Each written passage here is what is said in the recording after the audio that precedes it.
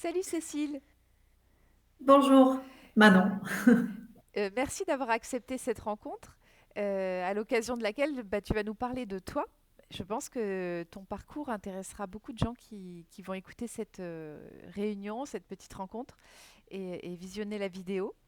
Je te laisse la parole, tu veux peut-être te présenter pour commencer? Avec plaisir. Donc, je suis Cécile Paulin, j'ai 55 ans maintenant. J'ai été enseignante pendant 32 ans. Donc, j'ai commencé très tôt. En fait, j'ai passé le concours de l'école normale, moi, à l'époque. La dernière année où il était passable, après, c'est devenu professeur des écoles, mais donc j'ai été instite. J'ai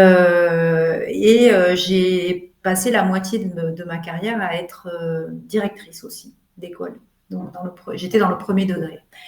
Euh, j'ai aussi 4 enfants et 2 petits-enfants. Voilà pour présenter mon parcours, enfin, en gros, ma vie.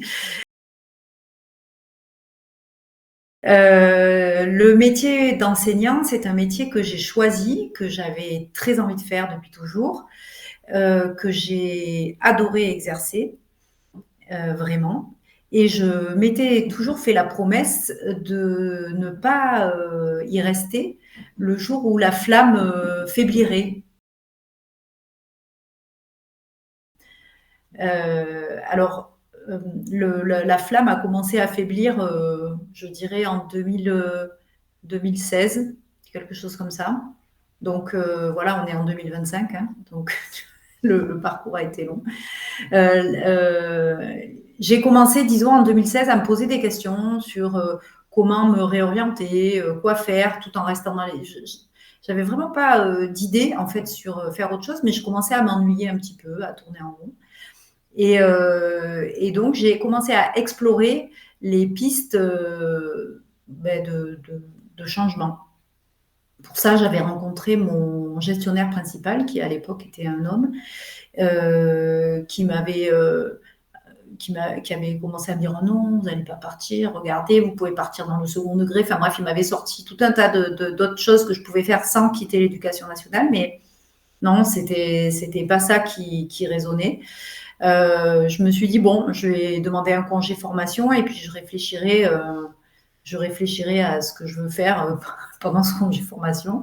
Donc j'ai commencé, je crois, en 2016 à demander un congé formation. J'ai demandé pendant 7 ans, en vain. Donc, inutile de dire que pendant 7 ans, mon projet a largement évolué.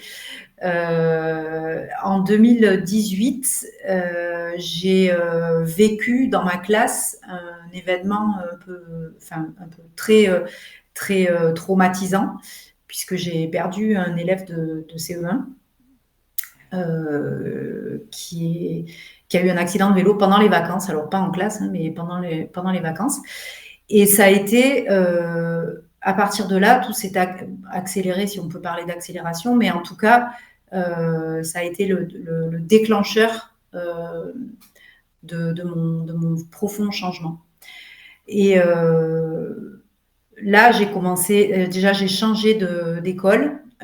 J'étais dans une école depuis une quinzaine d'années. J'ai commencé une formation de praticienne en massage bien-être. Au départ, je l'ai commencé juste pour moi, pour mon plaisir. J'avais absolument pas dans l'idée que ça pouvait devenir un métier. Donc j'ai suivi cette formation tout en travaillant, puisque voilà, à l'époque, je tenais encore à peu près le coup.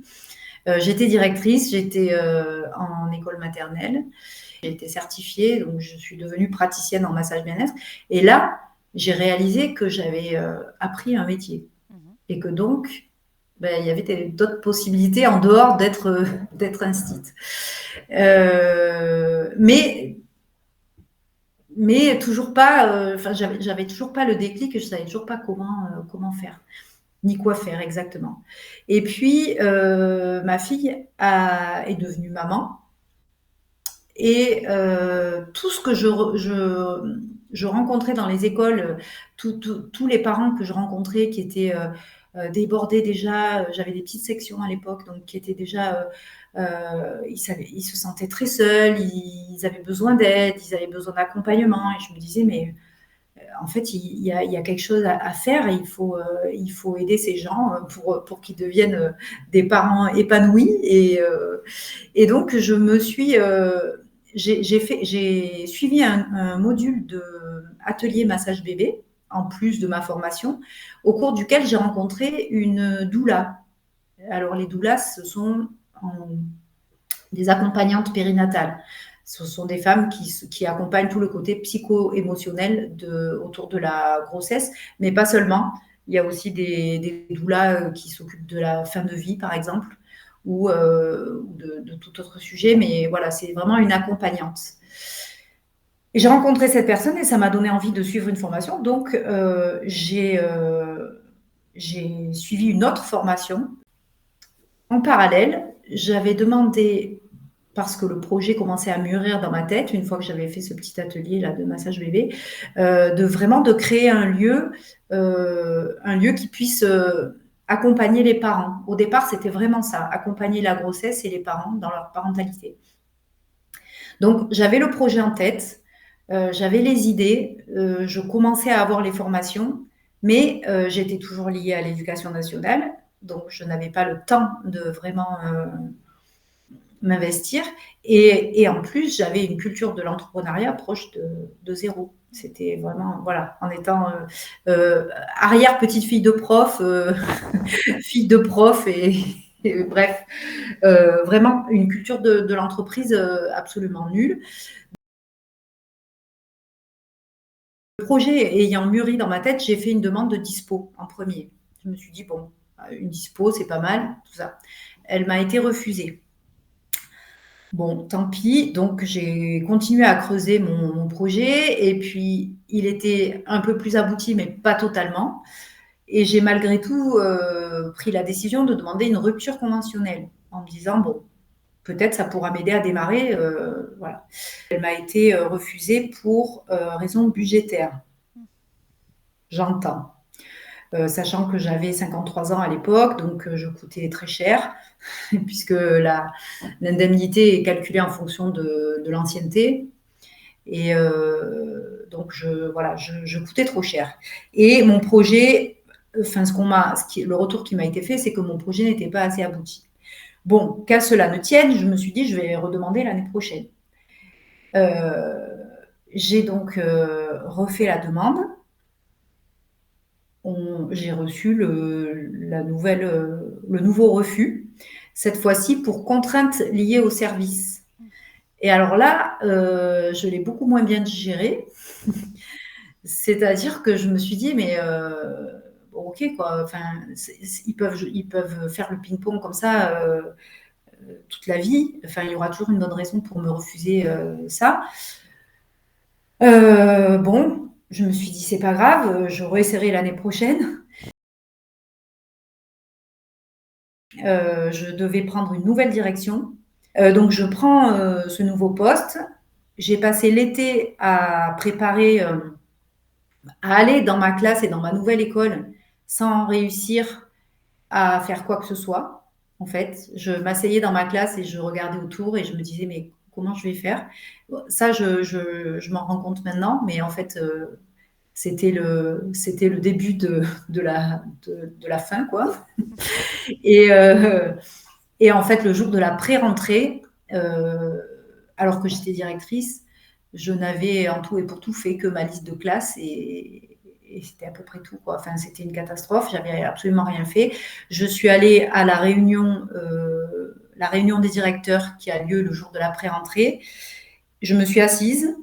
Un de mes collègues m'a dit alors, ça va, t'as passé un bel été? Et là, je me suis physiquement effondrée. C'est-à-dire que je me suis mise à pleurer. J'ai sangloté pendant 3 heures, en fait, avec les jambes coupées, impossible de me lever et tout ça.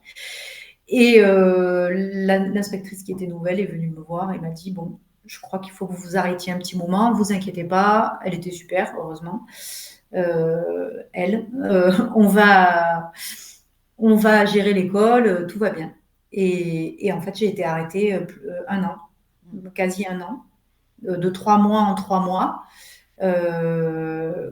J'ai demandé, du coup, pendant cette année où j'ai été arrêtée, j'ai demandé pour la rentrée d'après un mi-temps pour création d'entreprise. Je me suis dit, ils vont quand même finir par accepter quelque chose. Et ils m'ont encore dit non pour contraintes liées au service. Et là, bon, j'ai dit, c'est pas possible, quoi. Et du coup, j'ai démissionné en septembre 2023. Comme j'ai dit à ma gestionnaire principale de l'époque, je lui ai dit, j'espérais pouvoir faire un divorce à l'amiable et en fait, c'est un divorce sans consentement et ça finit très mal. Et voilà. Et vraiment, la démission pour moi, c'était la dernière chose que je voulais. Et au final, après, j'ai réussi à rebondir. Donc, ça, j'en parlerai après. Mais de toute façon, l'urgence, c'était que je parte. Mm. Voilà, ça a mis, donc on imagine, hein, 2018 et j'ai démissionné en 2023. Ouais.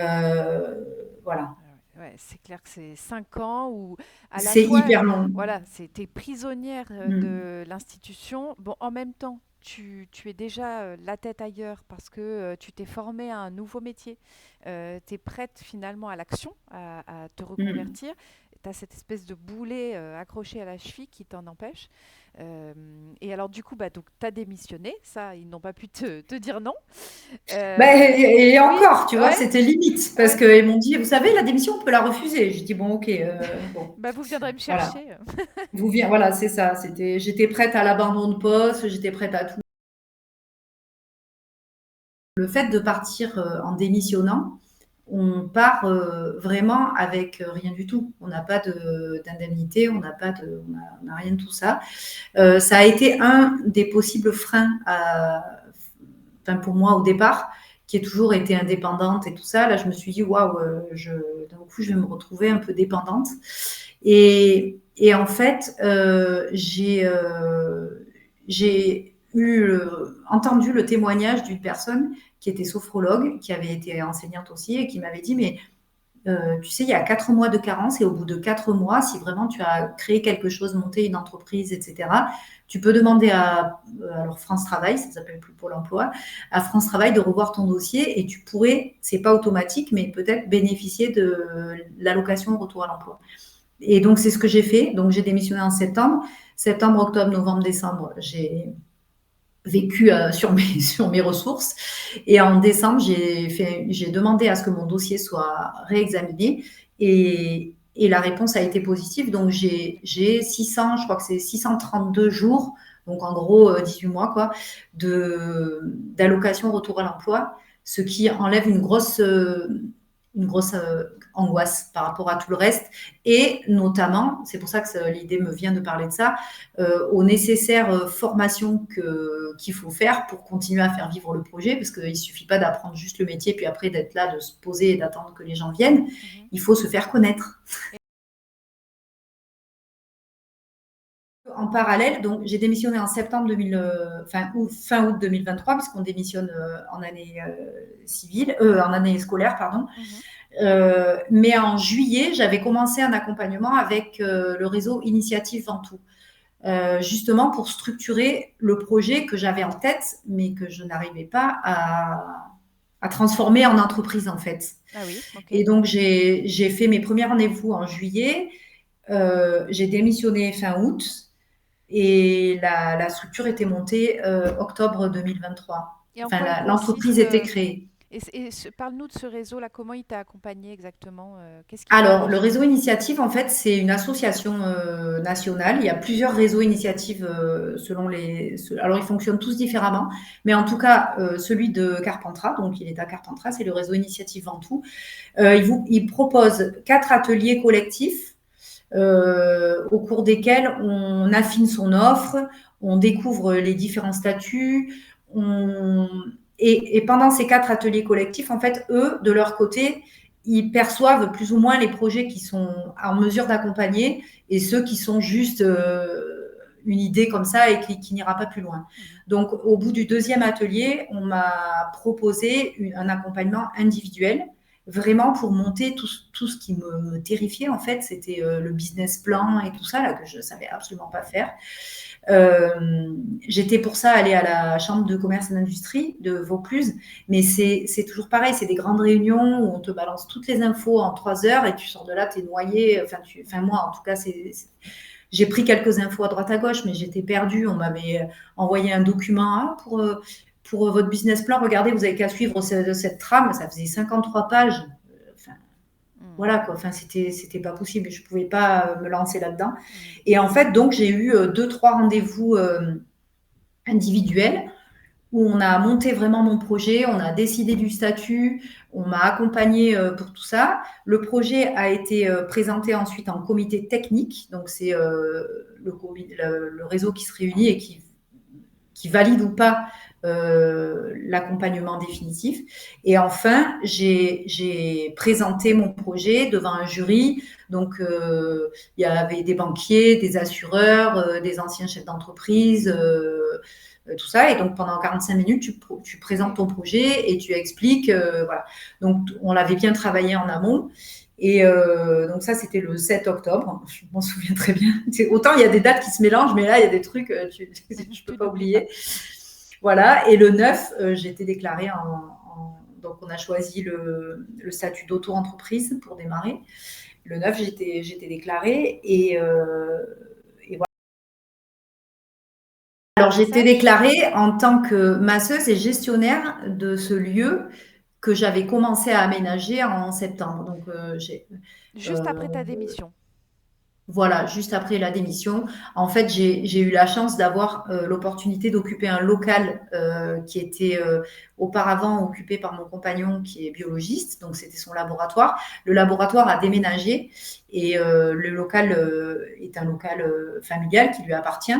Donc, il y avait la possibilité soit d'y installer un nouveau commerce, soit que moi, je m'en empare. Et donc, j'ai commencé à faire les travaux toute seule. Donc voilà, j'ai poncé les murs, peint, tout ça.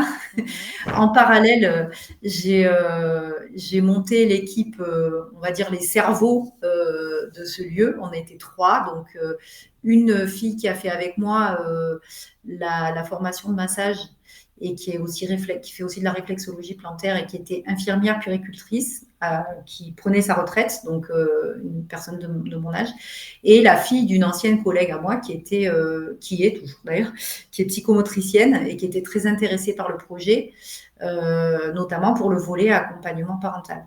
Donc ce lieu, en fait, ton idée, c'était d'y réunir des prestataires bien-être comme toi, avec cette Oui, dimension parentalité, parce que c'était finalement le oui, point de départ, ce qui t'avait titillé à l'époque où tu voilà. occupais ton poste en maternelle.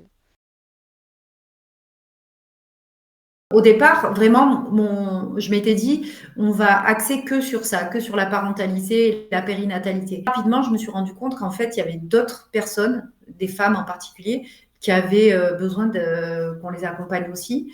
Et moi, en même temps, ce que je savais dès le départ, c'est que je ne voulais pas être juste praticienne en massage dans mon petit coin, toute seule. Le travail en équipe, pour moi, ça a toujours été très important et j'avais envie de recréer ça comme je faisais dans les écoles, en fait. Hein. J'avais vraiment envie de travailler avec plusieurs personnes, avec des regards différents, des approches différentes et pour offrir. Alors, le choix on est à Mazan, donc c'est un des villages au pied du Ventoux, et le choix était vraiment aussi géographique. Le pari est un peu risqué parce que forcément, il y a moins de trafic que si on était au centre d'Avignon.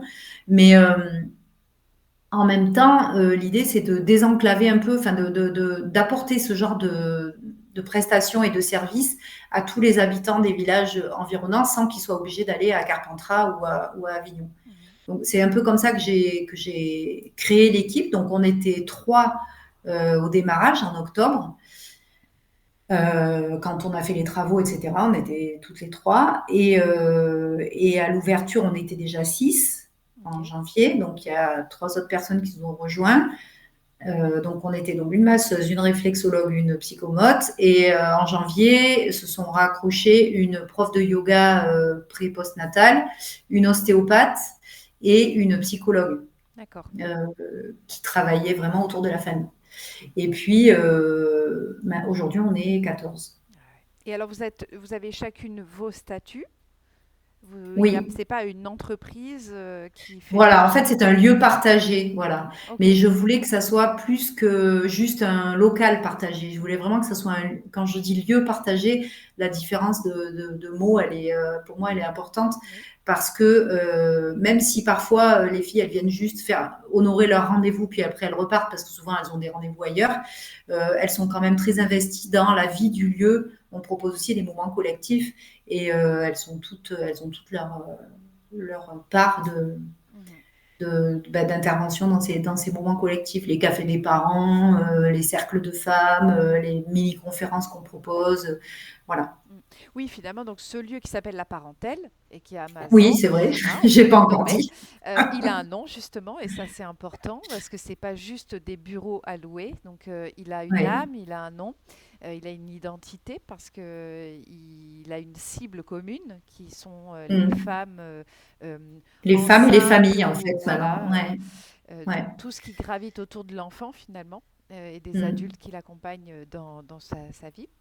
Et tu t'es entouré de tout un tas de professionnels qui font vivre cette âme-là. Donc c'est un vaste projet, hein. C'est pas juste, t'as pas fait ton petit bonhomme de chemin toute seule dans ton coin. Et je pense que ça peut inspirer des collègues qui écouteront ce témoignage parce que bah, ça fait pas forcément rêver tout le monde de se dire je vais quitter l'éducation nationale qui offre une vie professionnelle trépidante, on peut le dire, Mm.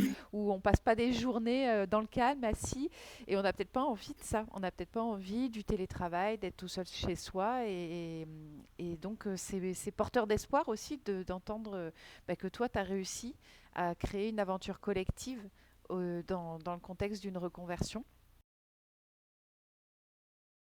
Et alors justement, bah, ce lieu est maintenant ouvert et moi, bah, on s'est rencontrés parce que tu es venu à moi pour te former, mais moi je ne forme pas au massage et j'ai a priori, même si je suis maman, rien à voir avec le projet directement de la parentèle. Et donc, est-ce que tu peux nous parler justement de ce qui t'a conduite à me Mm. découvrir et puis à choisir ma formation finalement? Pour se faire connaître, de nos jours, on sait bien qu'il vaut mieux être assez efficace sur les réseaux ou en tout cas en ligne. Et donc, c'est la raison pour laquelle j'ai commencé à chercher, à me former euh, à tout ça. Avant de démissionner, j'avais déjà dans l'idée qu'il fallait que je sois totalement autonome. Ça, c'est un défaut, hein, parce qu'on un peu, il ne faut pas vouloir tout faire tout seul, mais bon, voilà, d'être totalement autonome, j'allais tout gérer, tout ça. Donc, je m'étais inscrite en prévision de tout ça à la formation de Lucie Rondelet que j'avais découverte sur le podcast Avant j'étais prof. Ok. Voilà, on avait parlé de cette formation, je m'étais dit tiens, pourquoi pas. Et en fait, j'ai pas réussi à aller au bout parce que moi, j'ai besoin vraiment d'un accompagnement presque personnalisé. Je suis un peu l'élève qui est à côté du radiateur. Donc, j'aime bien voilà, à savoir à qui je m'adresse, avoir un retour presque immédiat quand je me pose une question. Voilà. Et donc ça, évidemment, avec la formation FRW, je ne l'ai pas trouvé du tout. J'ai été plus ou moins livrée à moi-même. Il y avait enfin, pour passer la formation et en plus j'étais en plein burn-out, donc il n'y avait rien qui allait. C'était pas une bonne idée. Et bref, j'ai pas terminé cette formation. En parlant avec une collègue, elle m'a dit mais appelle Manon, machin, machin. Elle m'a donné tes coordonnées et voilà, et c'est parti. Hmm. Alors, comme j'avais déjà rencontré un première on va pas appeler ça un échec, mais en tout cas, j'avais un peu raté mon démarrage dans la formation web. J'ai été hyper attentive au contenu de ce que tu proposais. J'ai trouvé ça très complet, vraiment beaucoup plus complet que ce que j'avais pu trouver dans mon premier choix de formation. Et j'ai particulièrement apprécié, je crois que je te l'ai déjà dit, mais voilà, ce que j'apprécie particulièrement, c'est le fait que ça soit en cohorte de petits groupes qui malgré tout sont en lien les uns avec les autres, puisque on a des contacts, enfin en tout cas moi j'ai des contacts avec les promos 1 et 2. J'étais au départ, je crois, dans la promo 2 et puis j'ai glissé vers la promo 3. Oui. L'élève du radiateur. Bon, je te remercie encore d'ailleurs de m'avoir donné cette possibilité. Peut-être faut pas trop le dire parce que sinon tout le monde va vouloir faire comme moi. Mais non, voilà. En tout cas, j'ai vraiment apprécié la possibilité, voilà, de faire des vraies rencontres avec des vraies personnes, d'avoir ce regard très pointu que tu poses sur nos exercices, sur les exercices qu'on rend, qui est vraiment très personnalisé. Euh, Vraiment, à chaque fois, j'ai l'impression, quand tu me rends un exercice, à chaque fois, j'ai l'impression que tu sais de quoi je veux parler. Enfin, tu vois, autour de mon projet, tu t'es renseigné sur mon projet. Et ça, c'est de l'or, quoi. C'est vraiment très appréciable. Bah, je suis contente Voilà. d'entendre tout ça parce que c'est vrai que c'est l'objectif quoi que je m'étais fixé, c'était d'offrir Mm. à la fois un enseignement théorique complet, mais un accompagnement dans la pratique qui soit opérationnel, où on soit vraiment le point de départ, ce soit vos projets. Donc c'est vrai que ça Mm. implique que moi, je connaisse bien vos spécificités à chacun et à chacune, parce que certains viennent pour se former, pour faire bah, les métiers que moi j'exerce, qui est content manager, mais il y a quand même aussi de plus en plus de collègues, d'ex-collègues de l'éducation nationale qui nous rejoignent, qui ont des projets comme toi dans un tout autre domaine et Mm. qui ont besoin de cette formation pour mettre en place des outils de communication et une communication, une ligne éditoriale qui soit cohérente et qui reflète vraiment bah, les valeurs de leur entreprise avec comme objectif de développer leur clientèle. Donc, Mm. effectivement, toi, tu as été la première à nous rejoindre avec un projet qui ne soit pas de la prestation de service dans le digital. Ouais. Et je pense que c'est aussi pour ça que tu as besoin d'un peu plus de temps pour la formation, parce qu'en fait, tu es par ailleurs occupé avec ton Oui, je crois que métier. c'est ça. Voilà. Tu Ouais. gères un lieu, tu gères les collaborations entre 14 personnes, tu gères tes propres rendez-vous de massage. Donc c'est aussi normal que tu puisses pas passer 10 heures par semaine sur ta formation, quoi. Oui, et c'est pas tellement seulement en termes de temps, c'est aussi en termes de disponibilité mentale, j'allais dire. Mhm. Je sais que moi, j'ai besoin de. Alors, ça aussi, c'est un des points positifs de la formation, c'est que les supports écrits et vidéos que tu proposes sont hyper clairs, hyper détaillés. On peut y revenir autant de fois qu'on veut. Et moi, j'ai besoin de lire et de relire et de re-relire et de réécouter pour que ça infuse, en fait. Oui. Et comme j'ai effectivement pas beaucoup de temps pour le faire, ben, ça prend plus de temps. Alors, bon, Mm. Oui. voilà, c'est pas une excuse. J'essaye de me trouver des excuses. Bon, il faut aussi que j'arrive à mieux m'organiser, je pense. Mais bon, tout ça, ça fait aussi partie de. J'en parlais encore ce matin, mais quand j'étais enseignante, de 9h à midi et de 14 à 18, enfin à 17, j'étais en classe, donc il y avait pas, j'avais pas le choix, c'était pas moi qui décidais, et ça c'était des, des plages horaires qui étaient dédiées Mhm. à ma présence en classe. Et en étant entrepreneur, en fait, ben, c'est nous-mêmes qui fixons nos plages, et je trouve que c'est assez difficile. Enfin, pour moi, en tout cas, c'est difficile. Mm. Oui, tu es Voilà, obligé de te faire des priorités. c'est ça. On dit par exemple que quand on est à son compte, il faut qu'on consacre environ un tiers de son temps à la gestion de son entreprise. Alors, Mm. ça comprend la gestion administrative et comptable, comme les déclarations de fin de mois à l'URSSAF et tout, euh, en sachant que quand on est en micro-entreprise, il y a une gestion comptable et financière qui reste quand même assez légère. Mm. Le reste doit être dédié à la prospection, trouver de nouveaux clients, à la communication, faire savoir qu'on est là, qu'on existe, parce que si on est tout 100% occupé avec la clientèle qu'on a acquis, quand cette clientèle a usé et abusé de nos services et est partie, elle en a plus besoin, on n'a On n'a plus. plus rien, ouais. Voilà. Donc, pour garder un flux entrant de clients qui est régulier, on est obligé de consacrer du temps à la visibilité de son entreprise, en fait. Mais Tout à fait. Et c'est vraiment un équilibre à trouver. Enfin, c'est vraiment, je perçois de plus en plus l'importance de se fixer des rendez-vous avec soi-même, en fait, oui, hein, dans son oui, agenda et de s'y tenir. oui. Alors justement, donc là, bon, tu es en cours de formation à mes côtés, tu n'as pas fini. Euh, à- Comment tu imagines les choses à la fin de cette formation? Qu'est-ce que finalement, de manière concrète, tu attends de cette issue? Euh, Qu'est-ce que tu auras, à ton avis, abouti à la fin de la formation et qu'est-ce que ça va apporter à ton business, à ton lieu, de l'avoir suivi? Alors, la première des choses, c'est que je voudrais réussir à créer un site internet pour ce lieu que, que je n'ai pas encore démarré. Et ça pour moi, c'est une frustration parce que j'avoue que j'ai hâte de le faire. Pour l'instant, nos deux canaux principaux de communication, en fait, c'est Instagram et Facebook. Et tout le monde n'a pas Instagram ou Facebook.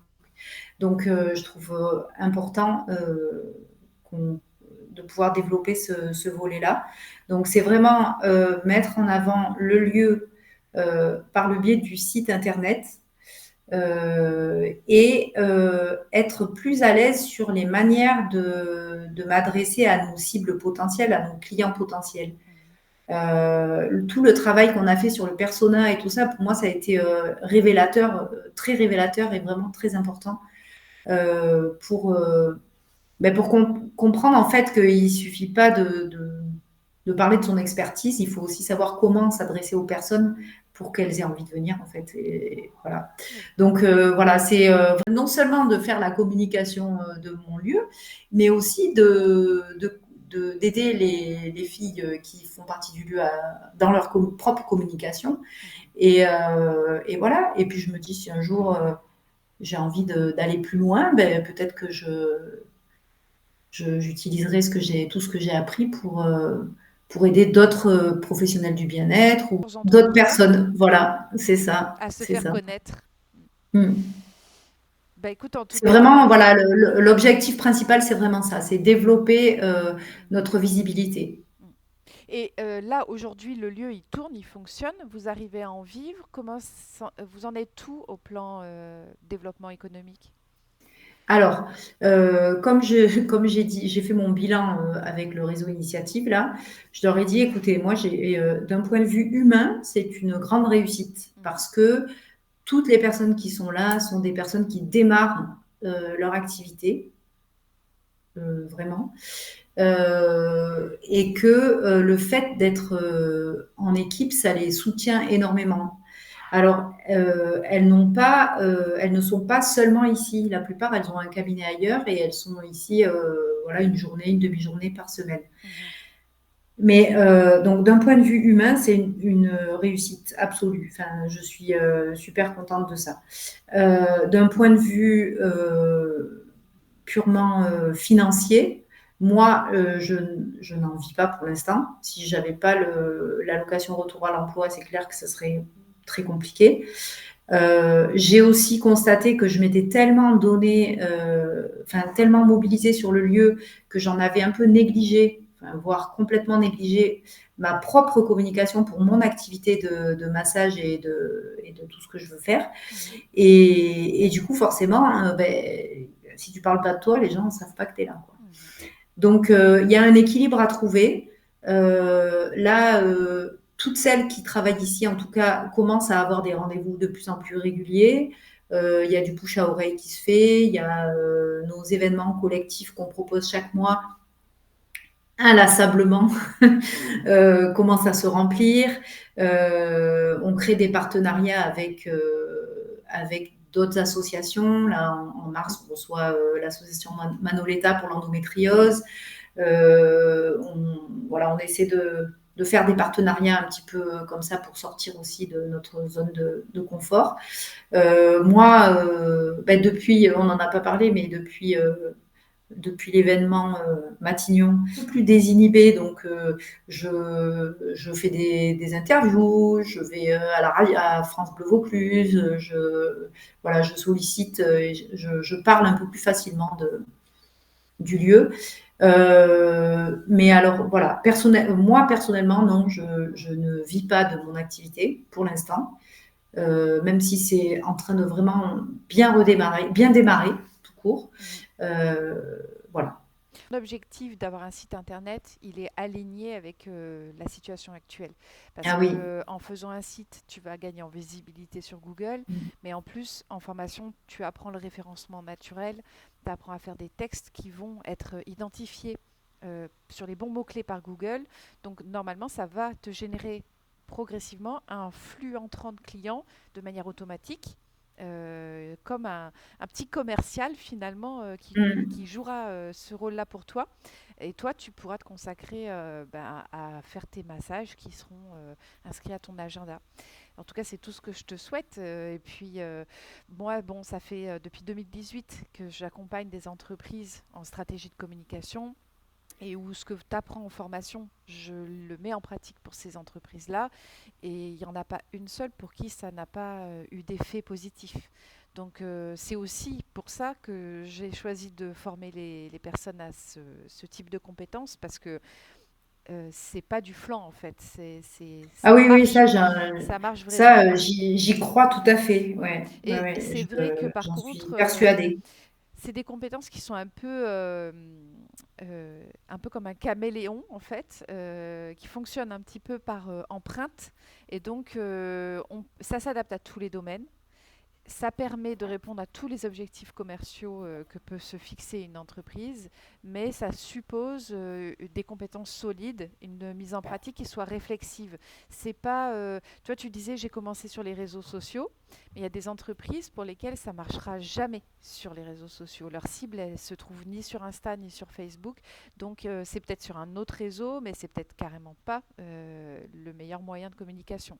Donc ça suppose aussi de bien comprendre le secteur dans lequel on va appliquer la communication et du coup, où est la cible, comment on va s'adresser à elle.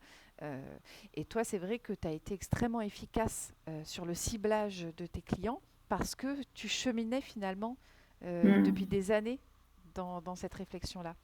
Et il y a des entreprises qui démarrent tout juste cette réflexion et qui ont du mal à savoir exactement qui seront leurs futurs clients. En tout cas, Cécile, merci d'avoir partagé ton expérience de ex-prof qui a tant bien que mal réussi à quitter l'éducation nationale et à donner vie à son projet de reconversion. Merci aussi pour ton honnêteté de ne pas essayer de vendre un parcours qui est fait 100% de réussite, même s'il y a eu de beaux succès, bien sûr, mais que c'est un work in progress et que tu dois encore te battre et avancer, que tout ne tombe pas cuit dans le bec. Ah non, il y a encore du travail. Mais en tout cas, c'est un projet, je pense, qui parlera à beaucoup de gens parce que même si elles ne se lancent pas dans un lieu de bien-être, elles ouvriront peut-être demain une librairie, un café, voilà, un commerce de textile, peu importe. Et elles seront confrontées comme toi à cet enjeu à la fois d'avoir le lieu, une équipe pour l'aider à le faire tourner parce que c'est un gros projet, seul c'est difficile, et puis de savoir le faire connaître auprès de sa cible. Donc je pense que ton témoignage, on peut en tirer des enseignements transférables. Donc vraiment merci d'avoir pris ce temps pour parler de toi. Et moi je souhaite une longue vie à la parentèle. En Bah, plus on moi est aussi. voisines, hein, je suis pas très loin, donc j'aime bien voir notre territoire qui bouge comme ça. Oui, et ben, écoute, merci à toi d'avoir accepté mon témoignage. Et puis, ben, à bientôt dans un exercice Ça que je suis en marche. train de faire. Ça marche. Merci beaucoup.